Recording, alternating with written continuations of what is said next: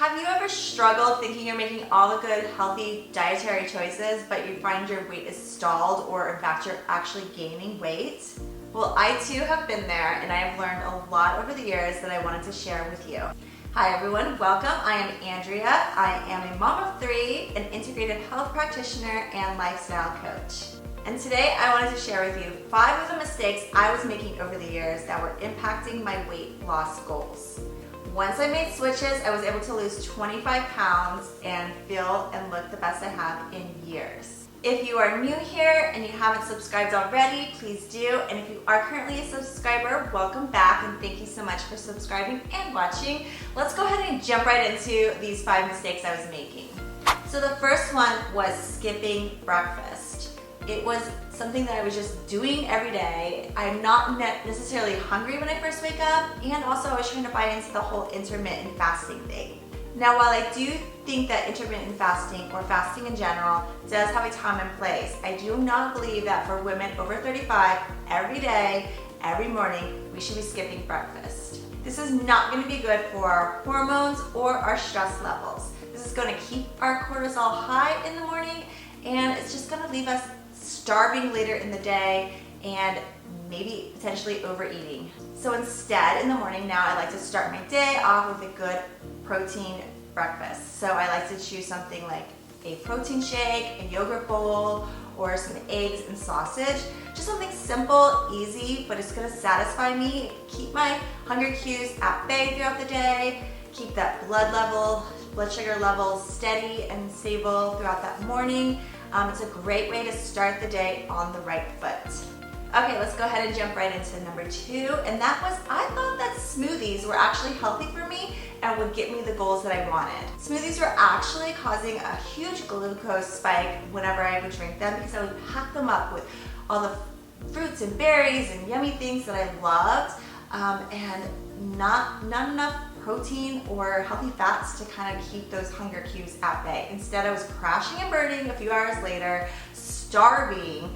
So I definitely think there's a healthy way that we can make a smoothie, and there's a special formula that I like to stick to, and that would be a little bit of fruit of your choice. I would add some milk, so either some whole milk to give you the protein and the fats, but also you could use a nut milk that would be unsweetened and very clean, simple ingredients. You kind of want like almonds and water or cashew and water, something very clean and simple. And then protein powder. And I like to add in a healthy fat, but also collagen. So I actually have a collagen MCT mix so that it gives me the protein, the healthy fats, and then the deliciousness of the berries or fruit that I'm choosing. This is going to keep that blood sugar a little bit more stable and prevent that crash and burn later. Okay, number 5 was I was buying into all those processed snacks. So rice cakes and protein bars and all the, just processed food that was like, diet this, diet that, this is gonna help you lose weight. Those are full of junk that is not gonna keep you satisfied throughout the day, and instead I decided to switch it and stick to more of a whole foods approach for when I get hungry and I just need something. So I like to keep hard-boiled eggs and some cooked shredded chicken on hand, or some deli meat on occasion. Some beef sticks are a great option, something protein packed that's just going to satisfy those hungers and not give me a crash and burn later, but has good ingredients, so it's not going to affect my gut health or anything like that. And that is something very important that I've learned too, is that gut health makes a huge difference in our physical health, but also our mental health. So keeping things cleaner so that our guts can digest it a little bit easier is very important. So number 4 kind of ties into all the others, and that is making sure I'm getting enough protein. I never realized how important protein was in your body until I started studying it and learning about it. It is so important.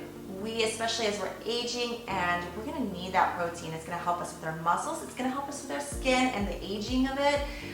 It's just gonna help overall with your gut health, your energy, your metabolism. So I started tracking my protein. I would say that women over the age of 35, or just actually women in general, we need at least 100 grams of protein a day. If not, aim more towards 120 or more. You're not gonna overeat protein, trust me. But it is going to make such a difference in how you feel, but also how you look. So I prioritize protein with every meal that I have. I make sure that I have something with protein every time I eat. And sometimes it is helpful to go ahead and track protein and kind of see how much you're actually getting, and you will realize that there are plenty of things. There are some vegetables, there are some other options besides meat that are going to give you some little bit of protein, but added up throughout the day, you should definitely get 100 grams or more each day. So the last mistake I wanted to share with you that I realized I was making that was affecting my weight loss goals, and that was sauces and condiments. I started tracking those and realizing how many calories they were adding to my meals. And it's a lot when you start thinking about it and adding it up. So you sometimes are thinking you're eating a healthy salad, but you're putting a lot of dressing on top of it, and next thing you know, you're adding like 100 to 200 more calories than you thought you were eating. So any kind of sauce or condiment that you are putting on your food is gonna have calories, and that will add up if you're not tracking properly. So one of the things I like to do is, one, make my own dressings if possible, and if not, I go ahead and measure out what I want, and so I know how many calories are in that. Or going with like a healthier, cleaner solution and just doing a little bit of olive oil, some lemon, and on top of a salad, and it's delicious. And using condiments like mustards or hot sauces or salsas that are lower in calories but still add that flavor that you want. But being aware of the sauces and condiments that I was putting on my food was huge. I realized that I was adding so many calories throughout the day by adding all these sauces and condiments. And once I switched that, it definitely helped. So when I lost 25 pounds, those were the changes that I made in my diet to help me get to where I wanted to be. I hope you found this video helpful. If you did, please give it a thumbs up. If you haven't subscribed already, please do. I would love to have you. And I will see you guys again next week. Thanks so much for watching. Bye.